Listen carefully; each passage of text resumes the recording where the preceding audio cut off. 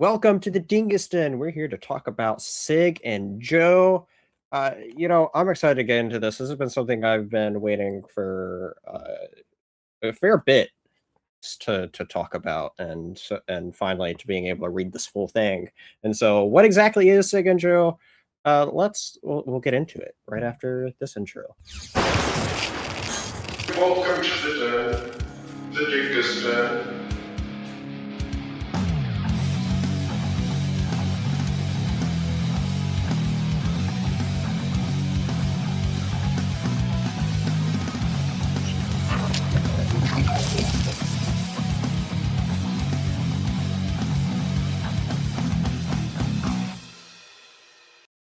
All right.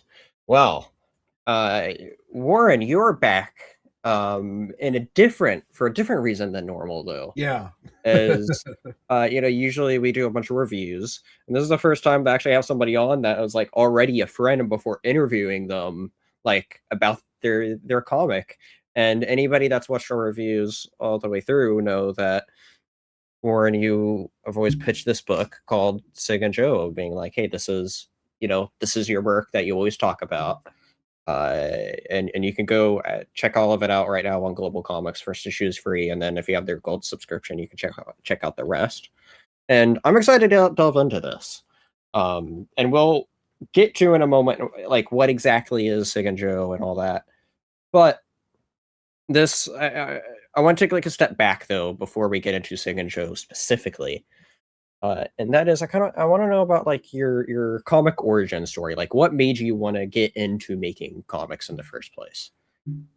Well, I've always been a reader, and I've always been an artist. Ever since I was little, I was drawing, doodling on all my homework, my textbooks, and my first foray into comics was those Nintendo Power magazines that used to come out. Had a Mario Brothers Japanese kind of anime style book, but it was in full color, and they were releasing it in the Nintendo Powers. And then from there, I discovered Joe Mad's Uncanny X-Men run at the local grocery store. When my grandmother would or my parents would go there, I would go straight to the spinner rack, and I would just sit there, read comic books, and hopefully they let me pick one up when they came through after they got done grocery shopping. Nice. So I've always wanted to. I always loved the medium, but I never had the will or the self-esteem enough to jump into it. And then it was around 2016. I was working as a concrete mixer driver, and I was making really good money, but I'm just miserable. So I shed the job, and I started doing more part-time work. And I was like, I want to do something that I have a passion for. And originally I was thinking about making short films. I was working with a friend of mine, my best friend at the time. And then it just got to the point where short films, every person that's involved, you have to work around their schedule. You have to try to get them to be in there. Not everyone's going to be as passionate as you are about it. So I just pivoted to like, you know what? I'm going to try making a comic book. And then it went down this, what's been since 2016. So pretty much a 10-year journey. Sure. Until I've got to the point where I have the graphic novel over 226 pages done. And this is not even all the pages of Sig and Joe I've done. I did 58 pages of stuff I did for Webtoon of Sig and Joe before I stopped and just redid all of it. And this is there. And I've also done some short stories. I've been in a couple anthologies. I have two different one-shots that I've done. And it was just deciding that I was going to jump into it. And then when I did, there was a point where I hit this breaking point, and I can't see myself not doing it. And it just become a passion of mine to the point where I'm going to do it till my hands just stop working. And then I'll probably pay someone else to draw what I want to write at that point. But yeah, right now it's just something I can't see myself not doing. But yeah, it was a long journey. I mean, 2016 was when I finally decided to. I'm 45 now, so when I was 35, I decided to jump in and dedicate my life to my art. and it's been a really crazy journey from that point of Nice. deciding to do this to where I'm at now. That's awesome. Well, about talking about your journey though, and especially over these 10 years, what in particular has really stood out to you that you've learned the most in your comic making journey? Um, the amount of confidence and like learning, it's about like having a passion and really diving into that passion is a really big gift.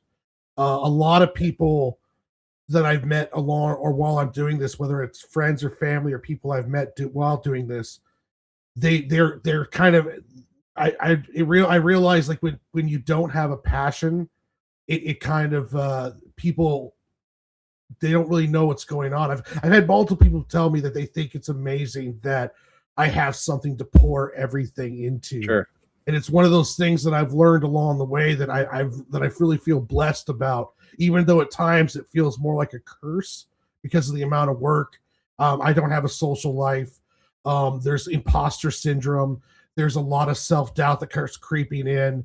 There's putting years of work into something and then no one even pays attention to it for more than like 30 seconds. There's a lot of harder times, but I do still feel blessed because I have something that I pour everything into. And it's like, I mean, I would imagine it's the closest thing to having a child that I could get to without having one, where I have a passion and a project and a label, if you will. It's like I'm a comic book creator. I may not make lots of money off of it. I may not have a full business or career doing it, but it is who I am. And that's one of the things that I've learned along here, was that having that is really important. And I really suggest anyone who can find their passion to really drive after it, because it is a very rewarding thing at the end of the day to have one. I think that's such a great answer. I love that so much. It's I realize even like in my own like little creative endeavors, it's always about like you have to figure out what you're passionate for to completely, you know, be able to like, always have something to chase after, and that's something Yeah. that, and it's great that you found that with, this avenue specifically of comic making, and now that once you're in it, you're no plans to stop, which I think is just great. So that's Yeah, I'm awesome. going to be doing it for as long as my days I have left on this planet. And everything I make decision wise in my life is to try to make the process of making comic books smoother and easier, whether it be working on my health, my mental health, my physical health, to making sure that the sacrifices you have to make to get it done. I'm 100% into it now. It's awesome. That's great. All right. Well, let's now get into what exactly Sig and Joe is. I have here pulled up the first issue, which you can read on Comixology, or not Comixology. Oh my God, GlobalComix. Wow, GlobalComix, a great independent comic app. We've talked about this before, but like, I think it's important to kind of just say like a little bit about what GlobalComix actually is. Where it's a place like, yeah, there's some Marvel stuff, there's some DC stuff, not all their stuff, just some they can go check out on there, as well as like Image has a huge presence on there. I don't remember the other big publishers that have their stuff. IDW, Dark IDW does have a Horse. bunch of stuff. Yeah. Well, I Yeah. know like Dark Horse has stuff on there, but it's not for like on their gold subscription though. Oh yeah, yeah. But what's also on there though is a bunch of indie comics. And a bunch of the indie creators I've had on, I think all of them has their stuff on GlobalComix. So like it's a big thing that they check out, that people go check out and put their comic up to, and you can with the gold subscription go check out a lot of those. But then there's also, such as the first issue here, anybody can read for free as long as you have an account. Yeah. And so as we're talking about this, you can read the entire 4-issue arc, which is it's collected in this right now on GlobalComix. The moment you see this video, you can go get yourself a subscription and read all of them. And so, but we have this awesome cover here. what is the sales pitch for what Sig and Joe is? Stick and Joe's, it's a sci-fi action comedy, kind of in the 90s indie comic vein, with anthropomorphic characters about two brothers and their kind of family of misfits against evil corporations and all sorts of like evil desert bikers. It's kind of like Firefly and Mad Max has a baby with a splash of Blade Runner. I'm a huge 90s fan of action movies. I'm a huge 90s independent comic book scene fan. When you're talking about like Creed, you're talking about like Ninja Turtles was a huge influence of mine, The Goon. And it's kind of in that vein where, with the splash of Aqua Teen Hunger Force, because there's a lot of like anthropomorphic type kind of characters in it. It's just a big smorgasbord of these characters in this world, but I try to put them into more of serious storylines. Like I want there to be ramifications in the world. So it's an action comedy, kind of like in the vein of Firefly, where you have a family setting of misfits brought together, and then they're taking on either evil governments, evil corporations. It's like the whole world's against them, and they're just trying to do the right thing. Nice.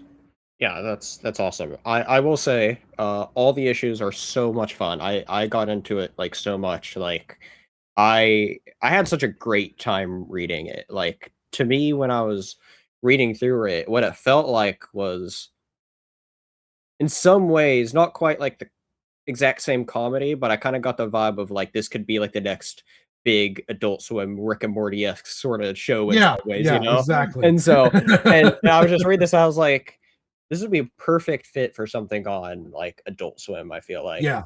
And this is a very much an Adult Swim. Like if there was going to be a cartoon, it would be almost like a Venture Brothers kind of, maybe not as comedy, but it's pretty close to that kind of Adult Swim kind of feel to it. I would love for an animation studio like the one that did Castlevania to tackle it, where you get the high level action with the comedy and the silliness that's in there. I love that animation studio so much. That'd be cool to see. But yeah. Okay, so we now know the characters and all that. So we have, actually, hold on, I want to pull up here in the first issue you have at the very beginning, the cast of characters here, which is cool. I like that you included this, and this is included in a bigger way in the actual, paperback here. So just so everybody can see what I mean by that, you can see like there is actual full-on page spreads of, comics used to do this. Like, when did they used to do this? Like in the 90s or maybe even early 2000s they did it or something. But like you don't really get to see that much anymore. Having these full-on like character profiles. And so that was a cool addition that you included here. But you also included here in the first issue. These characters, first off, I gotta know, where's the inspiration for specifically the characters of Sig and Joe? Sig and Joe are inspired by two different parts of like Sig is my sense of humor.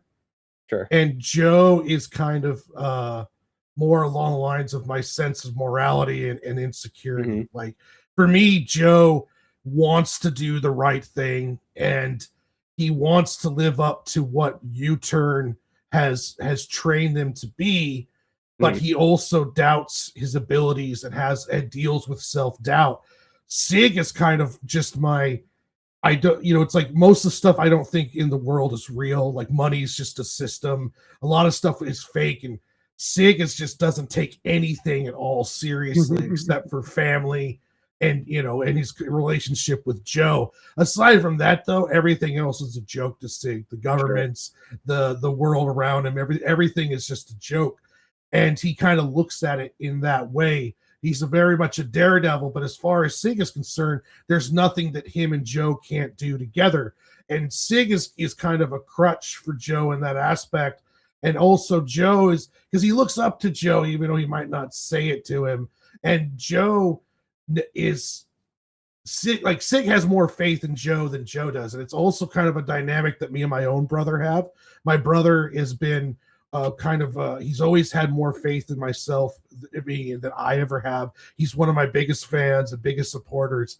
And I kind of put that dynamic with the Sig and Joe relationship in there where it's like, you know, no matter what, Sig always has Joe's back, and say vice versa too. Even if Joe might roll his eyes how Sig acts, but he still will always back his brother no matter what. So there's a inspiration somewhat from my own life or my own personality, and then also with my dynamic with my real brother. So see, I love that, because most of the time when, you know, people kind of answer that, a lot of times it's like, I want to do my own version of this character or of that character.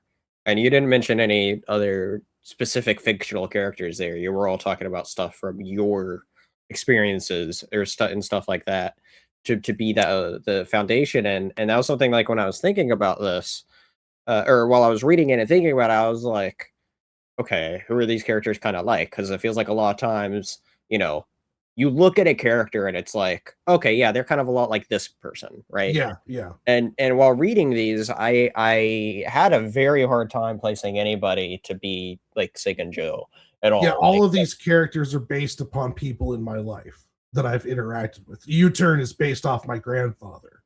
You know, Marv is based off of a sergeant that I knew in the military. Like I didn't want to go to like, okay, this is my Batman, this is my Superman, sure, kind of deal. I wanted, because I was told very early, write what you know.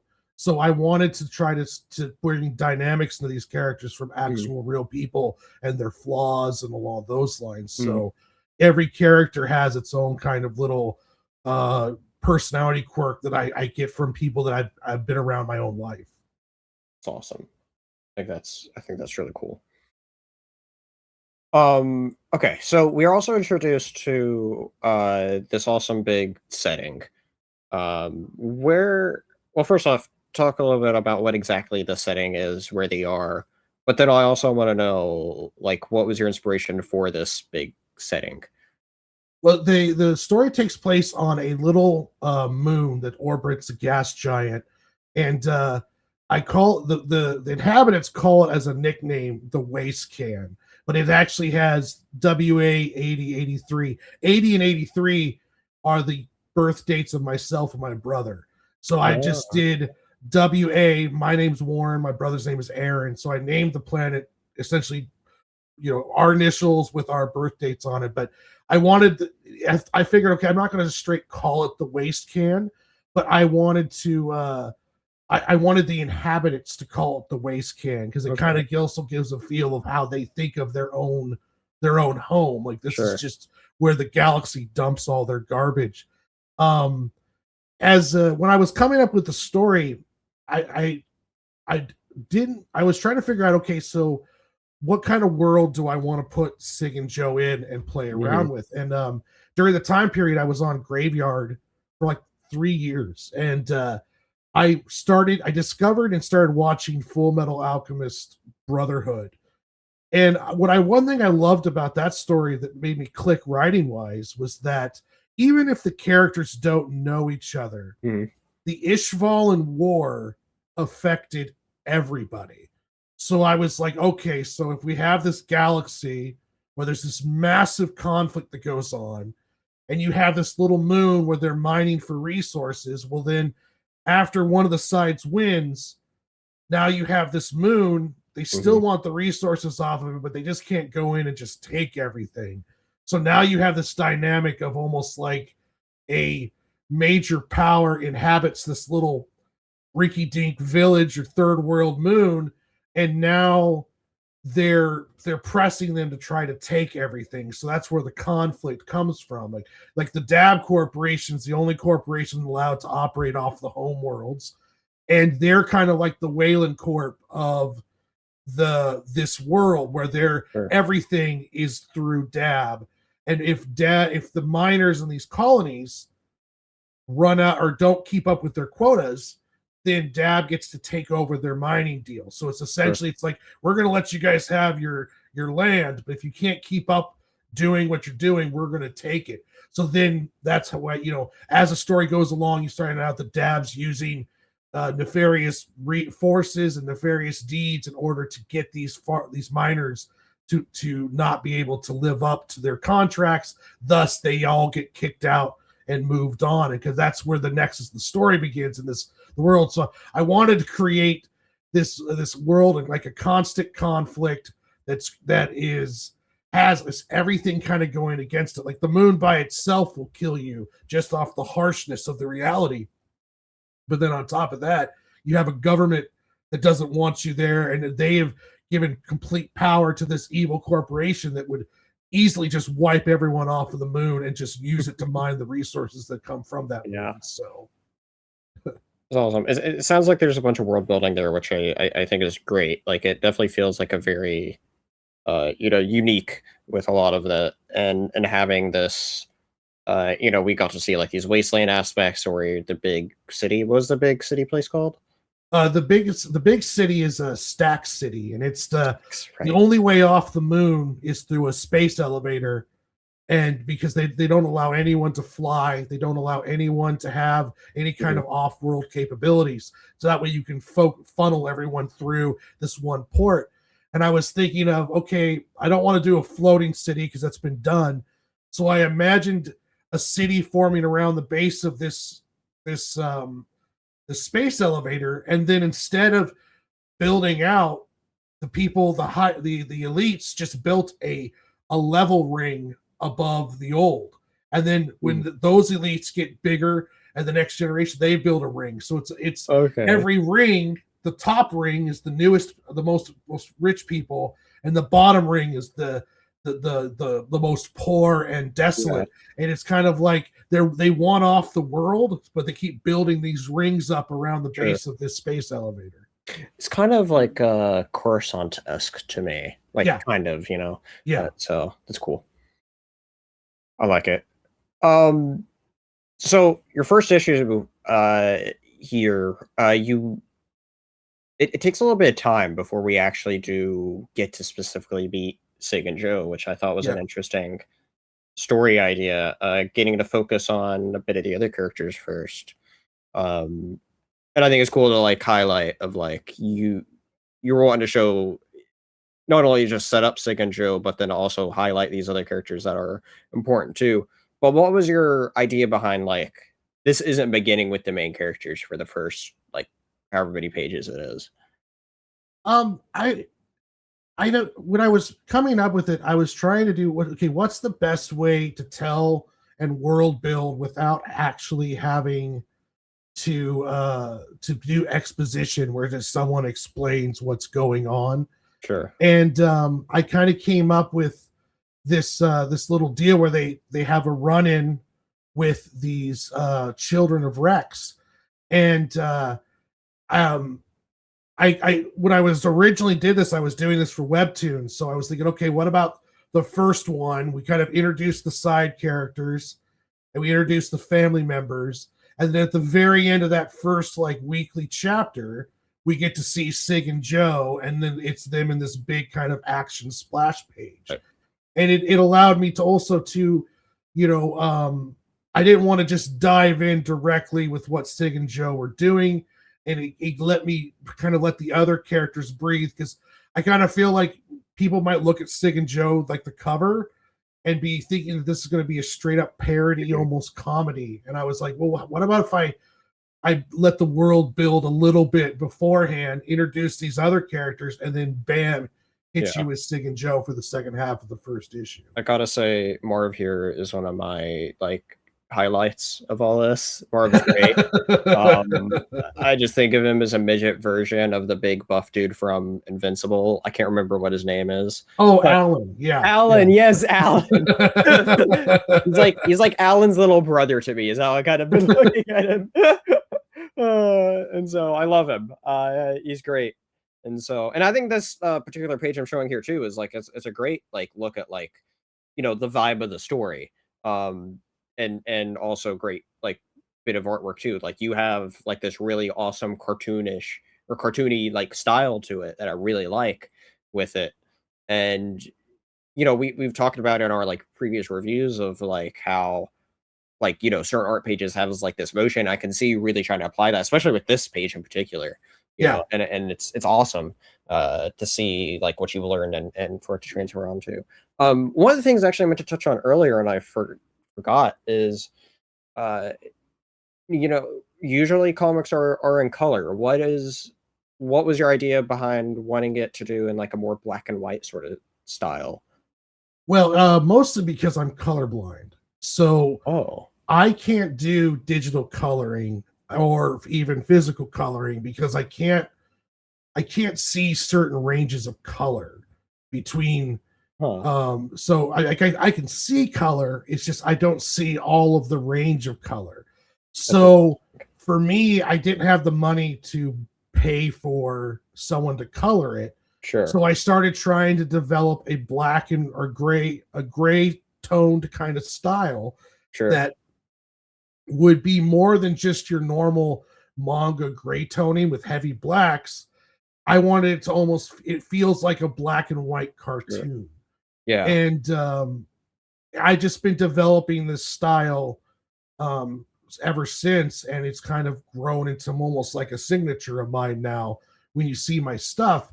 And I think it's different enough where people have said it's like, it's not your usual black and white stuff. Mm-hmm. And I add a little bit more of I don't want to say depth, but there's just a little bit more to it. Sure. And that's where it all came from, essentially my handicap of not being able to see full ranges of color.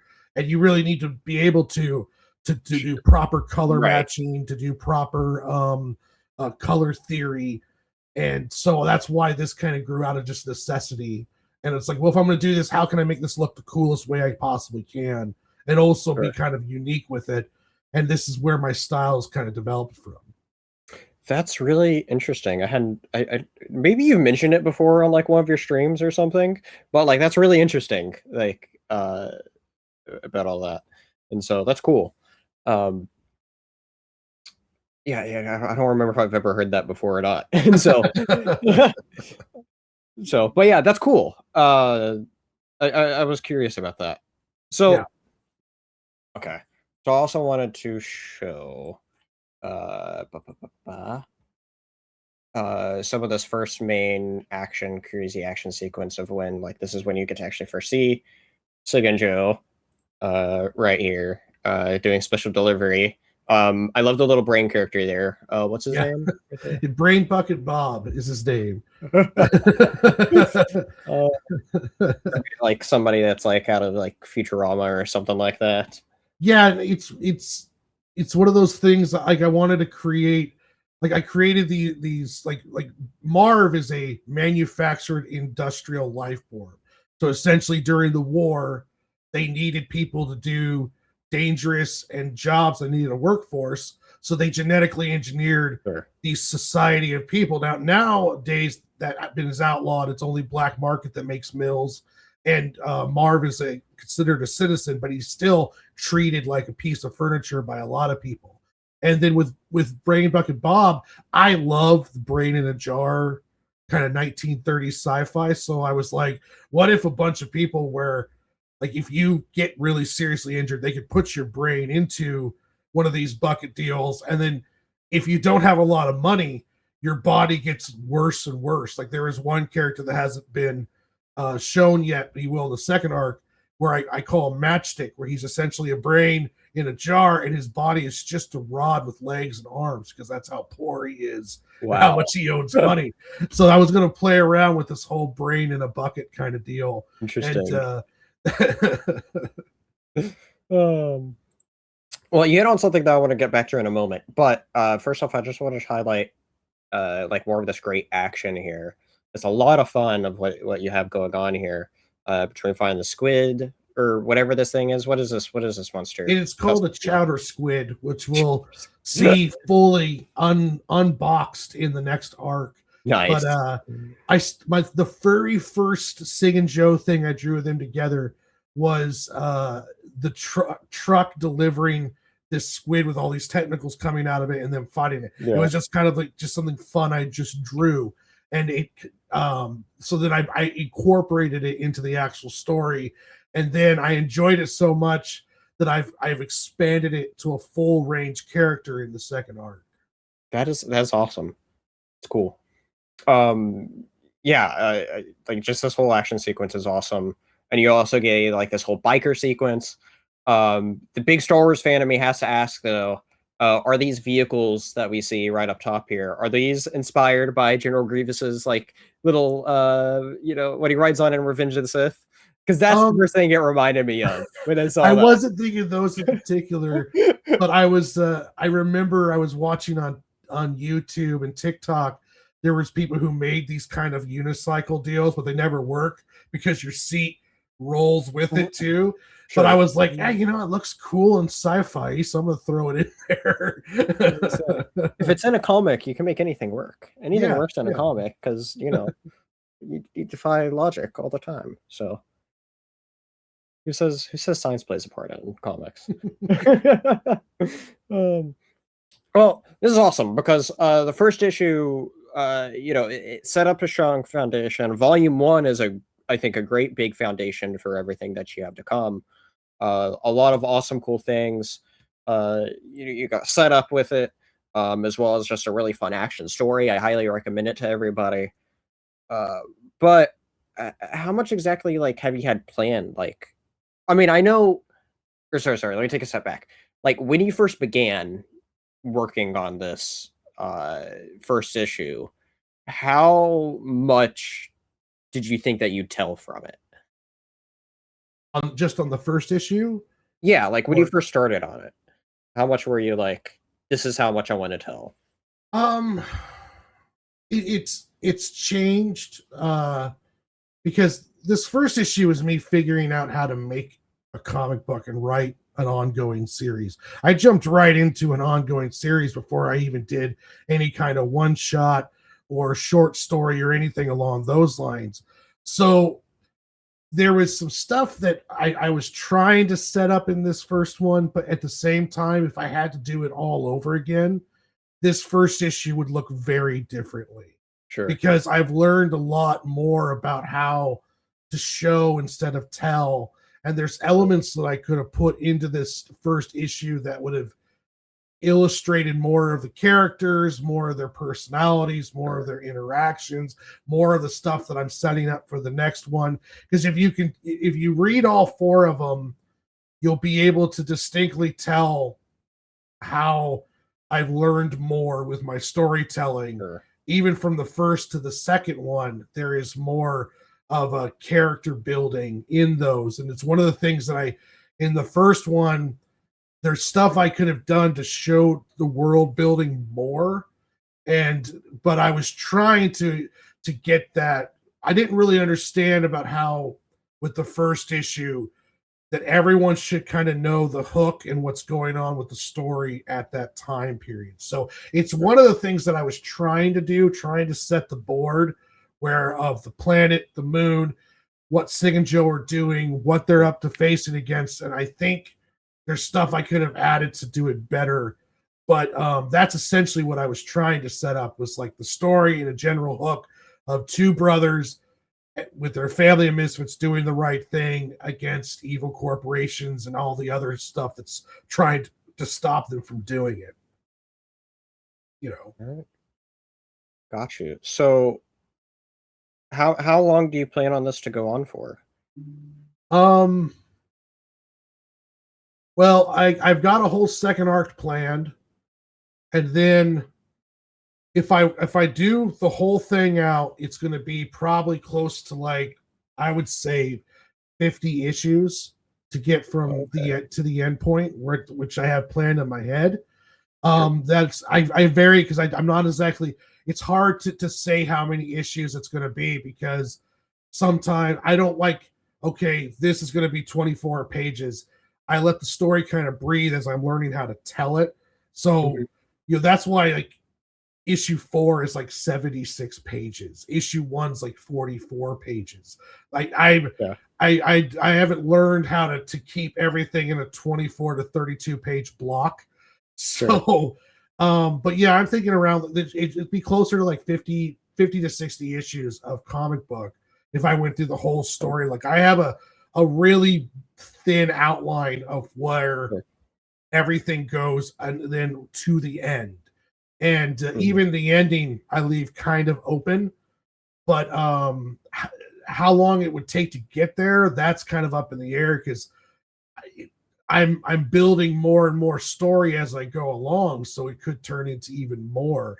And you know, even if I hate to say it, but even if I don't even know if I'm going to be able to finish it, honestly, just because there's other stuff that I'm doing, and even though how much I love this story, maybe I might get put into some position where it's like, well, I'm getting more traction with this other story. I need to put full time into that kind of deal. So it all depends on how well this is received.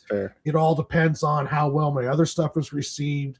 There's a lot of flaws in this first volume that I could spend a whole show pointing out that I could have done better. And but at the same time, though, I absolutely love and adore this first volume. I don't regret a single page that I made, and I absolutely love everything that I've learned from doing this. But I'll be the first to admit that it's rough as hell sometimes because just the way I don't know how to put a story. Like I was learning. I tell people this is like my college course. Like this is issue 1's my freshman year, and then issue 4 is kind of like my senior year. But I still have to go post grad school and a bunch of other stuff. Well, I think learning by doing really is the best way. And so I think it shows too. Like I was able to tell some, progression from each issue to each issue, but I still enjoyed everyone. And it was so much fun. I do think it's worth it for everybody to go check it out. The only other question that I have before we go on to the Dingus questionnaire is, we already talked a bit about like you have this big awesome world built, and it already seems like there's like some history involved in it. Is a prequel of any kind anything that you've ever thought about doing that you might do sometime, or are you just focused on this present? Oh no, definitely. I have backstories for the whole family, and I would love to do a prequel story of Amanda. She's one of my favorite personal characters, the robot. Also U-Turn. When we see U-Turn, he's a broken man who's put together these kids that he's trained to be better than himself. Like that's I modeled it much after my grandfather, who was a Korean War vet and at times not the best father and not the best person, but he always worked to make sure that we were better than him. And that's kind of a theme with U-Turn, is that he's made a lot of mistakes and he wants to Sig and Joe and Amanda and Marv to be better than him.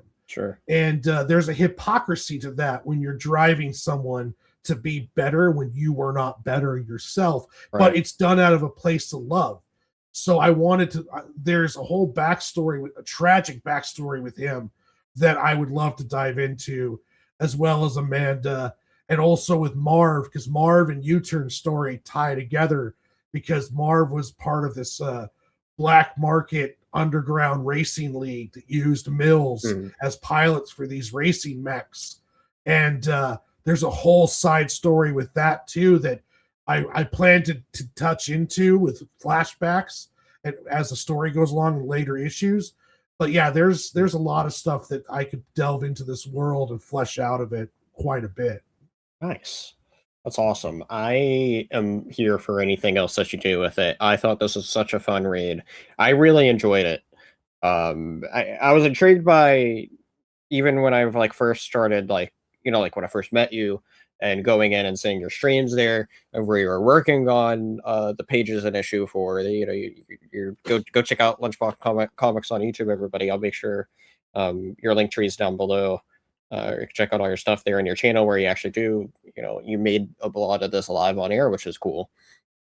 And I was always intrigued from it since the get-go, and thank you so much for sending me this. Oh yeah, that's my this is pleasure. awesome. I'm And glad you enjoyed really it. I enjoyed really, I it. really did. I appreciate that. I It's one of those things that when I read it, I could just tell how much love and care you put into it. And it's going to be one of those things that I'm going to go recommend this to anyone that like just wants a good story to read, and it's something that I think feels really fresh. Um, that I think the world needs more of, more of these like great original ideas, and you have a lot of it here, which is awesome. And we talked about where a bunch of those original ideas came from, which is just wonderful, learning where all that came from, and so that's awesome. But um, how is it other than going to Global Comics? Uh, what's your plan to get like these out to more people? I've got a show in April, and then after that, I'm going to run a Kickstarter campaign, Okay. and then from there, I'm going to have different avenues online to order them.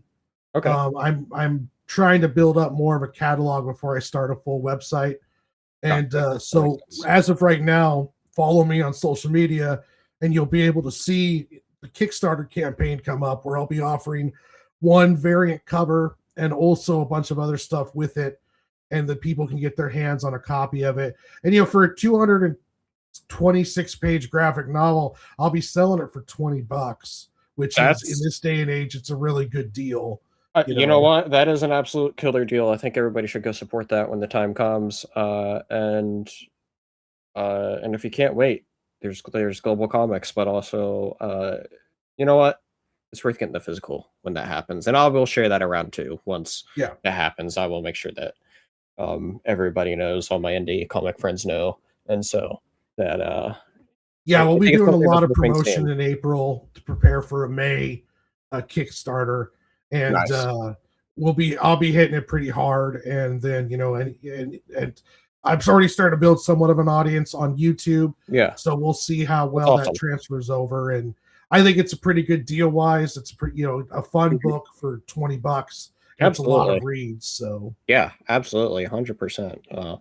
This has been a great time talking with you, learning about where so much of Second Joe comes from, so much from a deep within the heart, which is the best place for it all to come from. And I think this has been a great, awesome conversation to be had about your awesome, original work here. And so, thank you awesome so much. stuff. I already mentioned it, but where can the people find you at? Lunchbox Comics, or at Lunchbox Comics on YouTube. My link tree will be in the description, and my link tree has my email, my eBay, Facebook, Twitter, Instagram. All the links are on there, as well as my YouTube. I spend most of my time on YouTube, and I'm getting ready to start heavy production of my next graphic novel, How the Squirrels Saved Longview, which is a sci-fi story about squirrels fighting off an alien invasion in the city park of the town that I live in. And that one, I'll be pretty much streaming the entire process of pages, gray toning, and lettering all on YouTube. Nice. Or at least 90% of it will be on YouTube for you to see. I'm already doing character designs on there, and I might even jump on tonight and do some more. But yeah, just keep an eye on that YouTube. And I do daily shorts where I talk about my health and art journey, and then I will be diving heavy into the squirrels. And then after that, it'll be jumping right into Sig and Joe arc, the Volume 2 arc. Nice. And that one I'm very excited for, because I'm taking all the lessons I learned from this one and applying it into the second one to even flesh out the characters of the world more. So, and a bunch of new characters I'm introducing, which I'm really excited for. So. That is awesome. I'm excited for not just Volume 2, but also your new, what was it called again? How the Squirrels Saved Longview. Is a little 17-page one-shot that you can read for free on GlobalComix that I made as just kind of like a joke. And I loved it so much, and everyone else got so hyped about it. I was like, I really want to turn this into a full graphic novel. So it's nice. It's absolute joy to work on, and I'm really excited to get started on the main production of it.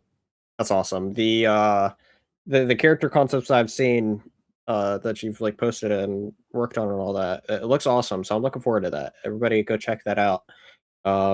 Links down below. But we may be done with this interview bit, but the Dingus questionnaire. Don't miss when Warren's going to be taking the ultimate test of wills on the Dingus questionnaire. And so make sure you stay tuned for that.